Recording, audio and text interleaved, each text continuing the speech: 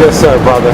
Come on, brother. Well, I've been out here since 1990, off and on, selling. I'm a veteran of the United States Marine Corps, so therefore, one of the few benefits that I got from being in the Marine Corps is that I have the ability to have a vending license. And a vending license is very important in New York City. Because in New York City, unless you have a vendor's license, you're not allowed to sell on the street. You can't set up. And many brothers and sisters have tried to set up, and they've gotten their things taken, their wares taken. So that's not a viable way to go about things. One thing the Honorable Elijah Muhammad taught us is to obey the law of the land. All right, you have to work within the confines of the law of the land in order to effectively change what's going on with black people. The oppression that's going on with black people, like Brother Saville said, the various means. One of them is drugs. You know, how did the drugs get in our community? How is it that they allow drugs in our community? They do this by design. Brother Saville touched on it. And it's all to destroy the black family. But coming back to economics, one way we can defeat or rise up, like the Honorable Elijah was saying, the cream always rises to the top, is through economics. A lot of money is circulated through the black community. But one of the problems I see is that it doesn't circulate enough in the black community. As soon as we get $1, we spend it with a Korean business, a business owned by white people, or a business that's, put it like this, a business that's owned by people other than ourselves. So what happens is that dollar is spent with other races and they don't live here. And because they don't live here, for many years I saw this community go down. Like I said, I've been here since about 1990. My family has owned a building right over there on Grafton Street since about 1960. So I've seen this community go through its changes. I've seen it burnt down. I've seen it dilapidated. I've seen crack come through. I've seen the shootings. One of the first things I've seen that really threw me for a curve is that as a 6-year-old, I witnessed a dead body on my block. As a 6-year-old, so you can imagine how that can traumatize somebody. This is something that shouldn't go on in our community, but due to all the negative things that are being thrown at us through various means, this is what we're facing. So one of the things we can do, once again, is to support black business, what few there are, let the dollar circulate inside our community. Now this is something that the Jews have been doing for years. This is not racist. This is not racist. This is smart economics, things that they don't teach us in school. Brother, that was beautiful. I just want to bring up, you mentioned the Honorable Elijah Muhammad, powerful black man who brought us I'll say the most powerful message, one of the most powerful messages and ways to redeem our people. There's a lot of brothers and sisters out there that say that he didn't teach real Islam. I feel as though if the Honorable Elijah Muhammad had tried to teach us a quote-unquote orthodox form of Islam, he wouldn't have attracted 2 followers. How many of us lives have been transformed because we know Arabic better than somebody else, because we can read verses in the Quran? That's not what he brought us. Right. I think that was a way to get us away from slave-oriented Christianity that had been imposed on black people. Right. Okay, but the message that he brought was so powerful that it didn't make any difference whether, to me, he taught quote-unquote real Islam or not, because we know the root of all things comes from the black man and woman any goddamn way. Right. So for those, what do you say to those who say that he didn't, bring real, he brought, Islam, he didn't really bring Islam to the people? Because this is going to be at the debate. We have a brother, Imam Bashir, who's going to debate Brother Shaka Utmost. It's going to be right here in Brooklyn, December 7th, Saturday, and that's going to be one of the arguments that Brother Bashir is bringing, is that these brothers didn't bring us real Islam, and because of that, we don't have a real understanding of what it's all about. But my question is, how is that going to redeem our people? How is it going to redeem our people? The Honorable Elijah Muhammad had a 3rd grade education, and look at what he produced.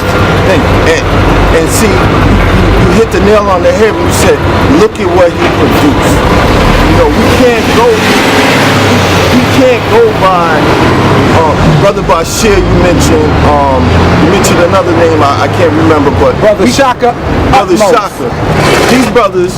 No, Brother Shaka Utmost, he's Kemetic brother. He's not. He's debating the brother on his thesis about Islam. This is what I say to them. Thank you. What Jesus said, to quote the Bible, because we're not anti-Bible. We're for the wisdom of the Bible. There is wisdom in the Bible, and what he touched on was, he who does for himself will make no marking in this life. Meaning, you have to touch the lives of other human beings. You have to do something for someone else to leave your legacy. It starts with your family. Our first indication that we were here is my son or my daughter or your son or your daughter or this man's son or his daughter, and we do for them. And then when we're gone, as nature takes its course, they are still here to carry on whatever teachings that we inspired them with. So you have to do for your family first and your community next. So brother Honorable Elijah Muhammad had steak and takes. He had a mosque in just about every major city up and down the 95 supermarkets, had an import, export with fish. Import, export. Airplanes. You can't knock these brothers.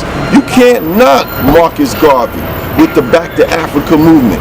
You can't knock a brother that does or is about doing for his community. You can't knock that. You have to sit back and say to yourself, what am I doing for my community?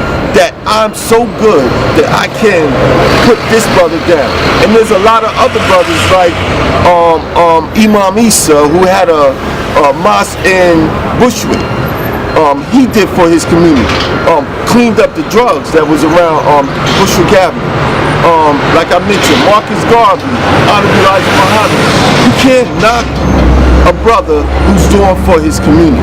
But I can knock somebody like Barack Obama, who I feel is not helping the black community. We got a lot of promises from this president, but I have a lot of questions for this president, because this president has not fulfilled a lot of his promises. Lately, it's just come to light in the 1,000-page document that was given to Congress, and they had 2 days to sign it, 2 or 3 days to sign it. This 1,000-page document that is popularly known as Obamacare, but is actually called the Affordable Care Act.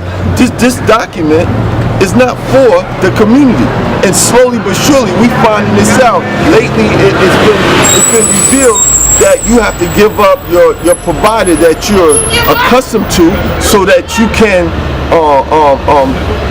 it's part of the law that's written in Obamacare. But moving on, one thing I will not do is I will not knock another brother who is all about doing for his community.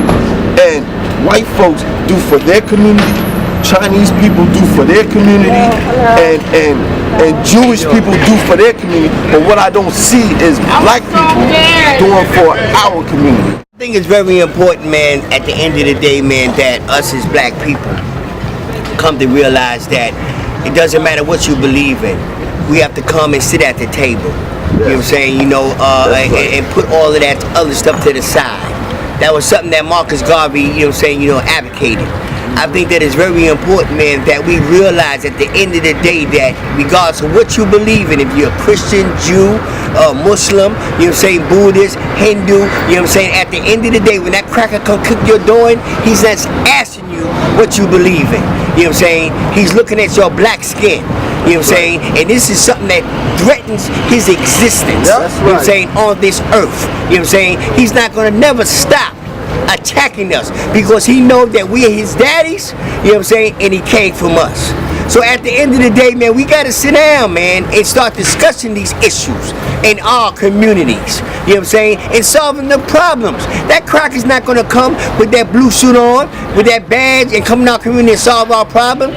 We have to solve our problems in our communities, you know what I'm saying. We're giving lectures in these big halls, which is all right.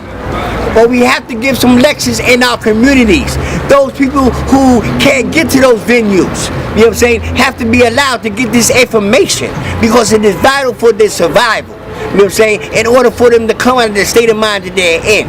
We understand that this cracker, you know what I'm saying, will not stop hounding us, you know what I'm saying, and putting us in this brainwashing condition.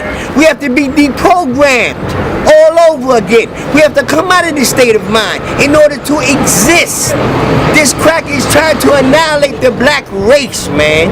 You understand me? He's trying to annihilate the black race. And if he have to go do your woman, making her not believe in the black man and go get a cracker, go get a white man, she thinking that he's going to solve her problems, you know what I'm saying? Or a black man that goes get a white woman thinking that she's going to solve his problem? No. You know what I'm saying? She's not going to solve anything. All she's going to do, you know what I'm saying, is take all those millionaires, actors, you know what I'm saying, sport figures, you know what I'm saying, the first thing they do is get a cracker. So what's going to happen to the money if anything happens to that man? It's going to be, the total result is to go back to the white community. That's what's going to happen with this money, and we keep dealing with these crackers, man. And I'm not saying that we don't have any black people in our midst that are dangerous. Of course, there's always been house niggas. There's always been black people that love the master. It's always been that way from the beginning of time.